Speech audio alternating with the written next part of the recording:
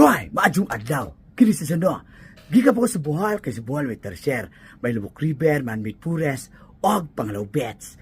Og karon, andito ko sa Labridjo, Manila, kay akong kauban ang arkaanyag, arkagwapa oy, na si DJ Rakitera. Ayan. Madam, magandang araw, madam. Hi! Ako si Sano.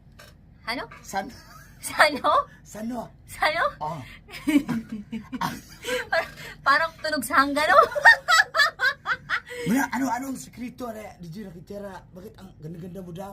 Ang dami kagusto sa iyo ang mga kabisyo ah? Talaga ba? Una sa lahat, dapat matino.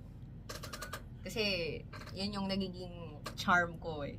Pagiging matino, hindi nagluloko, ganyan. Tsaka, higit sa lahat, dapat wala kang jowa.